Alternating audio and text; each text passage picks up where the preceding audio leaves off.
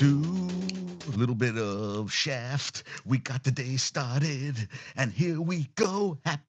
You see, when I was a kid growing up, it always was everybody's working for the weekend. It was Loverboy, and now I don't know what the hell they play on Fridays, but it's Friday.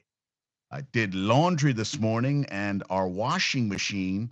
So sometimes it goes off. It says unbalanced.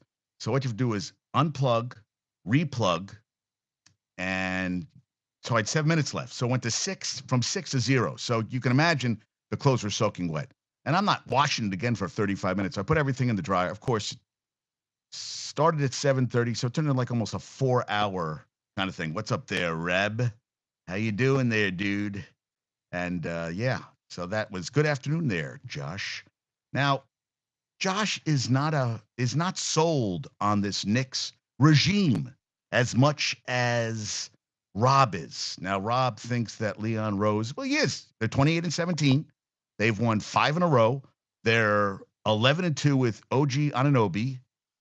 They are, what do they lead in net rating? Or what's the word I'm looking for here? Since the last 13 games since they brought in Anunoby, they are playing out of their goddamn minds. They're playing great basketball.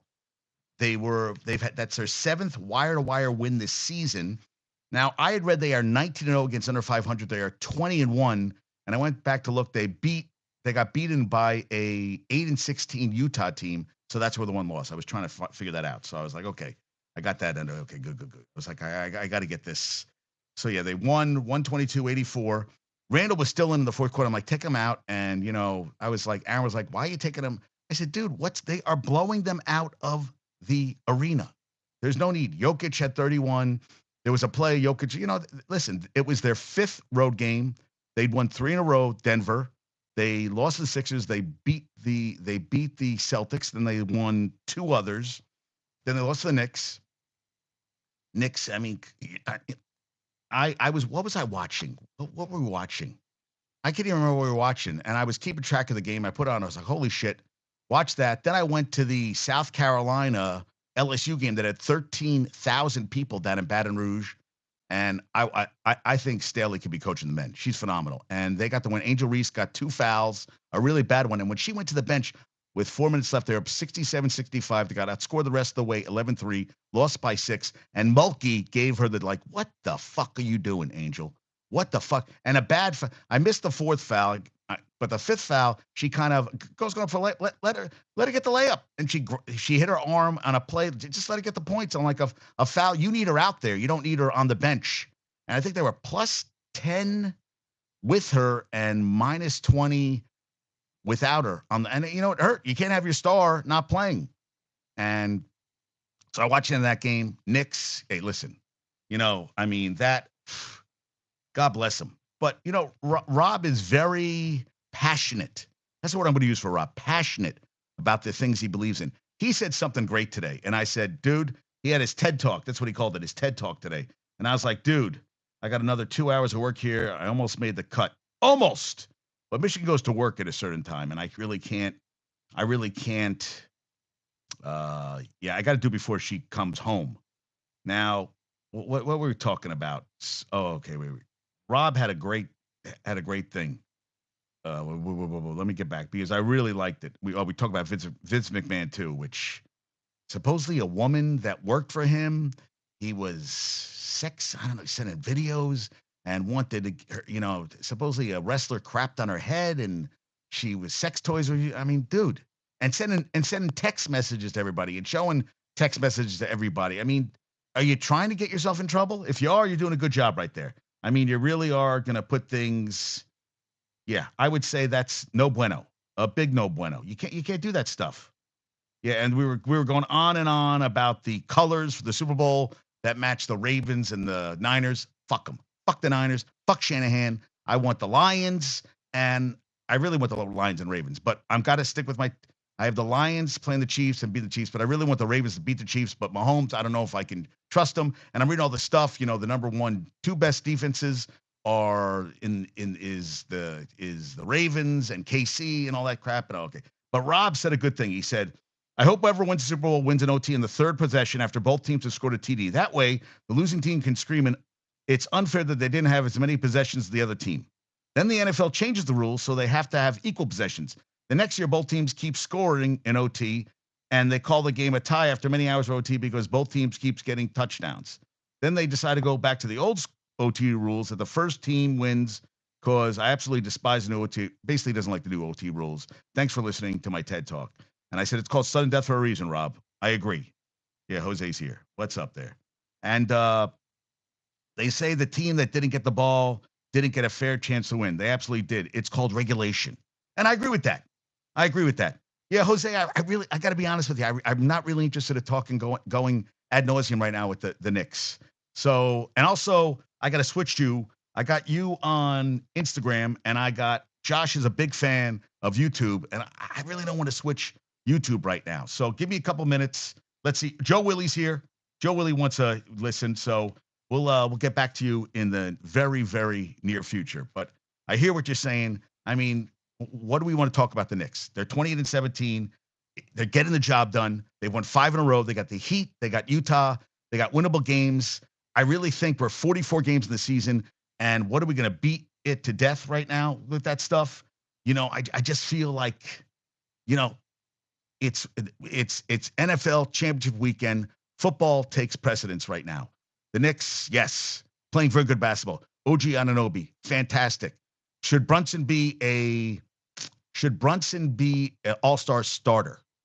Should we bash Damian Lillard for, you know, that's what I saw. I saw one of Jose's tweets where he said that Dame's washed up because but he got one of the guys at Company J said he got 70 points, and he said, "Oh, not starter." Yeah, dude, if you can get yourself over to YouTube, I'll put you on YouTube. How about that? You get over to YouTube, yeah. Brunson should be a starter. I agree. You don't think Brunson should be a starter? No. Wait. Okay. What is Joe? It's all good. Wait. What did what? So Bumbles, you do not feel that? Hey, what's up? Hey, Dominic, what's going on, dude? Dude, you got to tell me when to come out, and I got to get you on a future show. So tell me when you want to get on again. Let's get you on and talk again. So Dominic, we got to get you on a future show. That's a definite. You don't think Brunson should be a starter? Why not? Why is Brunson not a starter, Bumbles? Why is Brunson not a starter in the All-Star game? I want to know about this. Yes, I'm very curious to know this stuff. Yes, this intrigues me. Why is he not a starter? So you think Damian Lillard should be a starter over Brunson? He's not there yet. How's he not there this season? He's having a hell of a season. So you're fine with Damian Lillard being the starter? Yeah. No? Yeah, I'm trying to understand. Yeah, I'm trying to get this. Yes, he's not. So Dame is more popular than Brunson. Yes. I agree, Jose. He's more popular. He is more popular. I definitely agree with that he is more popular. So basically we're saying the All-Star game is a popularity contest. It's not about the best players. I guess it is. It's the players the fans want to see. And they want to see Damian Lillard, where Brunson doesn't have a game that says, I need to be, yeah, you know what? Good point. Yeah, I mean, I feel that's the problem. Well, not the problem. That is the All-Star game. I mean, I didn't even know LeBron's in his 21st season. He did not make the All-Star team as a rookie, but it's made it 20 years in a row. So he passed Kareem's record of 19. I was like, wait a minute, I forgot about it because I looked at it. I said, when was he not worthy of making the All-Star game? So Damian's in his 8th All-Star game, and who else? Dame is in his 8th, and okay, what did he say here? Brunson deserves to at least be in the discussion. That's what Josh says, but Bumbles would rather keep him under the radar. That's what he said. He'd rather keep him under the radar. That's what he says. Under the radar. Huh.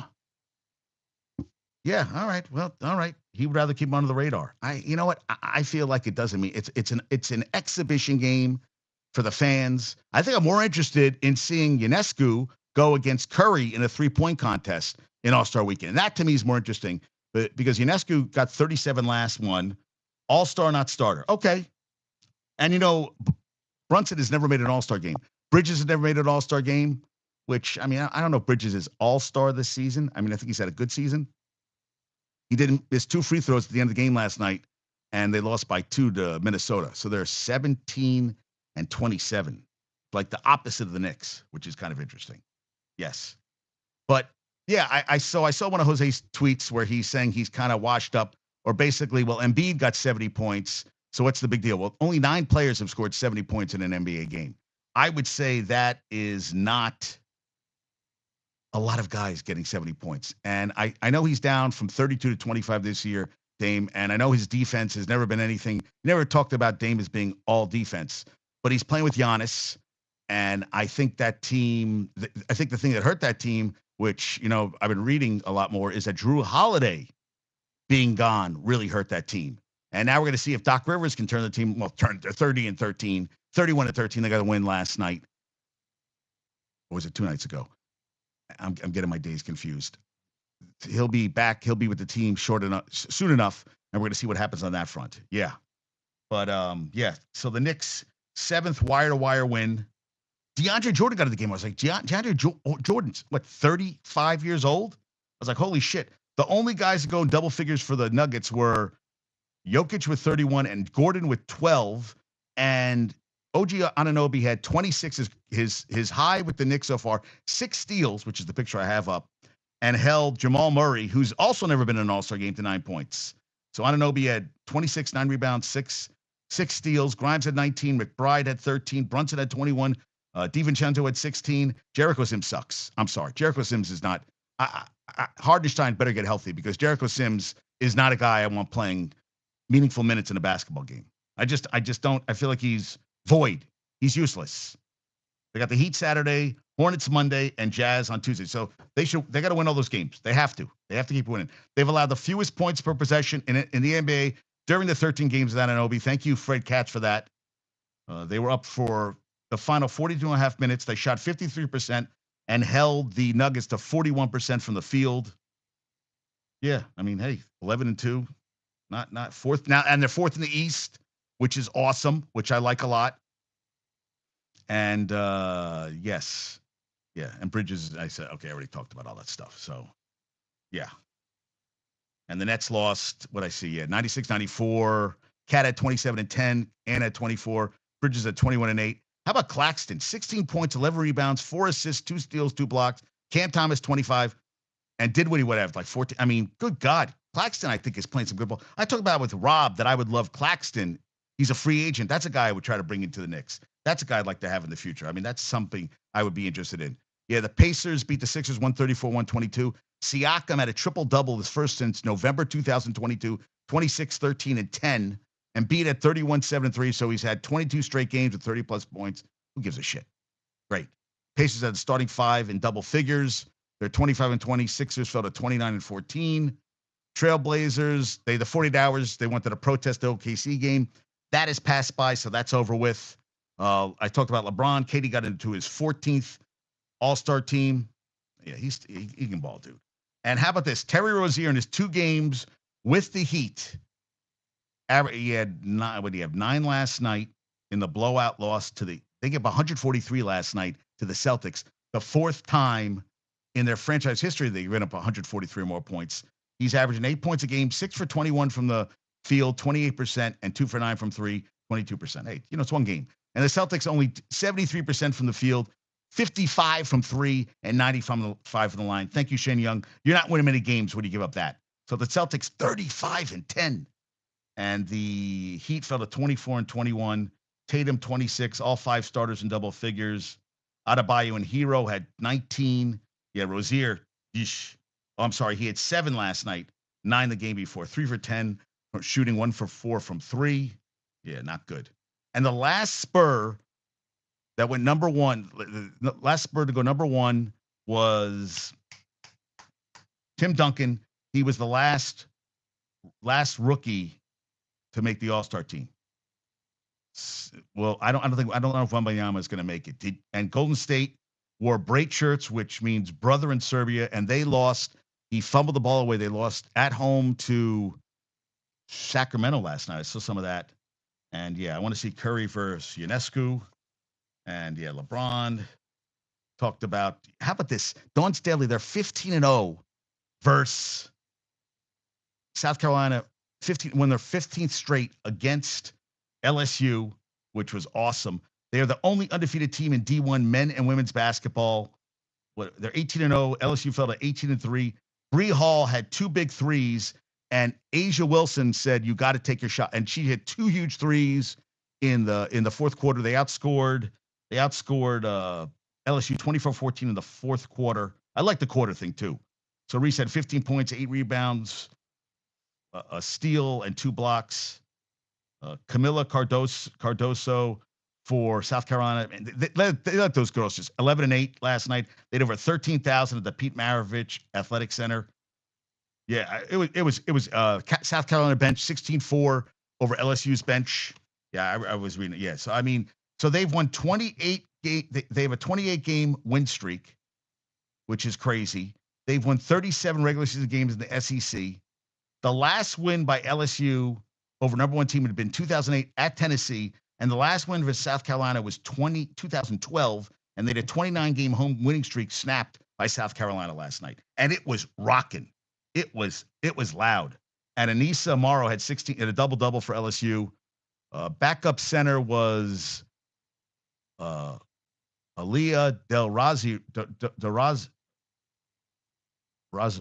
Rosario. Man, I'm saying that. Yeah, so when she was on the court, they were plus 10 and they were minus, so they outscored by 10 when she was out of the game. And you can't have games like that where when that shit happens. It just can't. So UNC women beat Miami 66-61. They're number 20 in the country. They're 15-5. Deja Kelly had 18, and the U fell to 12-6. And Alyssa Ustby, who had the first triple-double in UNC women's basketball program history. Whenever she plays, I'm like, well, what'd you do? 12 points, 10 rebounds, 4 assists, 2 steals, and a block. I was happy about that. FDU, my alma mater, played yesterday. They lost to Central Connecticut 76-60. They're 9-12. Central Connecticut improved to 11-8. Kim Mulkey is now 1-4 against South Carolina, 0-3 at LSU, 1-1 at Baylor. So, hey, what are you going to do? Did you see Djokovic? Holy shit. What the? Janik Skinner, who looked like he weighed 100 pounds. First set, bam, he's winning. I'm like, Michigan was like, "You going to stay up?" I go, "I don't know." And I thought he was going to come back. And he lost in 4 sets. He had made 12 straight major semifinals since 2019. He'd been 14-0 versus top 10 opponents at the Australian Open since 2014. Since Djokovic had beaten Skinner last year in the Wimbledon semis, he's lost 3 or 4 to Skinner. So now he was going for his 11th Australian Open. There's only 2 players who've won at least 11 titles at the same slam, which is Mark recorded 14 at Australian and Nadal has 14 French Open titles, which is crazy. He had 10-time Australian Open champion. And this was his 11th Australia semifinal, second most behind Federer. Yeah, I don't know. Wow. I just was like, wow, that is crazy. It was the 48th Grand Slam semifinal for Djokovic. Was trying to become that blew my mind. He also was going for his 25th overall Grand Slam. And I was like, holy shit. This is the first time since 2005 that there's no Djokovic, Federer, or Nadal in a final. I mean, is that 2005? 2005. So it's going to be against Medvedev. So we'll see what happens on that front. And David Robertson got a 1-year deal for between 11, 12 million to play with the Rangers. He was good with the Mets, 14 saves, and then was not good with the Marlins and actually lost his closer job. So he's going to the Rangers. And what is he? Jock Peterson he's going to Arizona where he'll DH on a 1-year deal. Well, 1-year deal, and he has an option for a 2nd year, I guess. So we'll see what happens on that front. And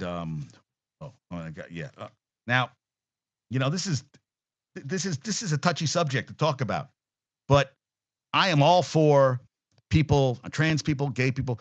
But this situation with Leah Thomas, who was the first trans athlete to win openly trans swimmer to win a D1 title at UPenn in swimming, I'm awesome. But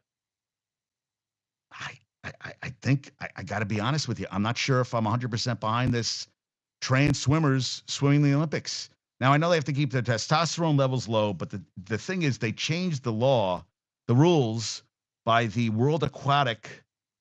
What is this? Is this what it's the World Aquatic changed the rules? World Aquatics prohibits anyone who has undergone any part of male puberty from the female category, which means every trans woman at one point, well, unless they, I mean, this is we don't they don't know when Leah Thomas transitioned, which is hey, more power. She did Leah. They is that what they I guess yes they. I don't want to say the wrong thing. So they want to be in the Paris Olympics. Hasn't competed since 2022 since the rule was changed. They're 24. So the Canadian law firm Tire asked Court of Arbitration for Sport in Switzerland, which I think I'm going to be near this summer, which I'm kind of like, I kind of want to go by that and see what that's like in Switzerland. To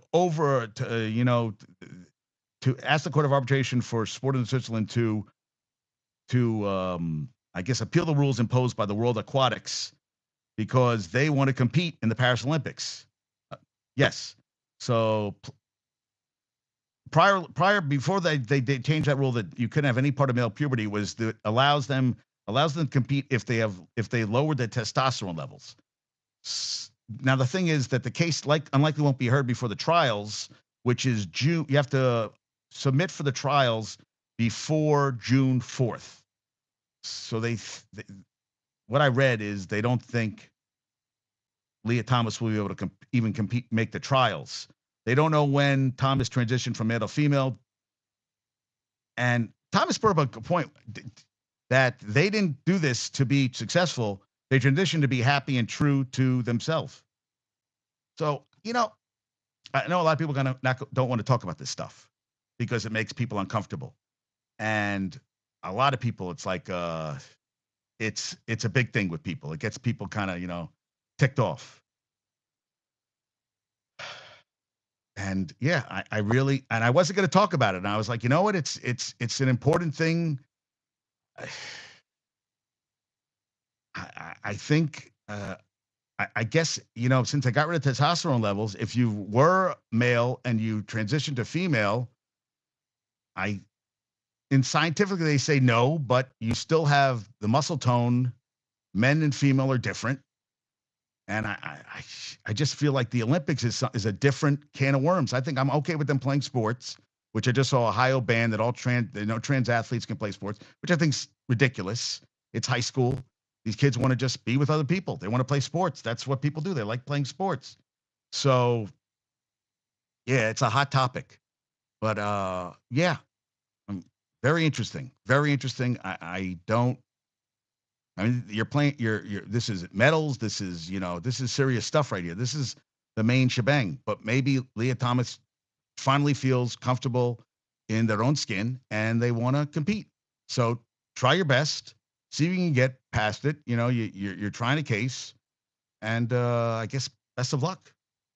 Yeah, I see nobody. Everybody's quiet about this, but I know some of my buddies are not. I know a lot of people are very against this. Very against this.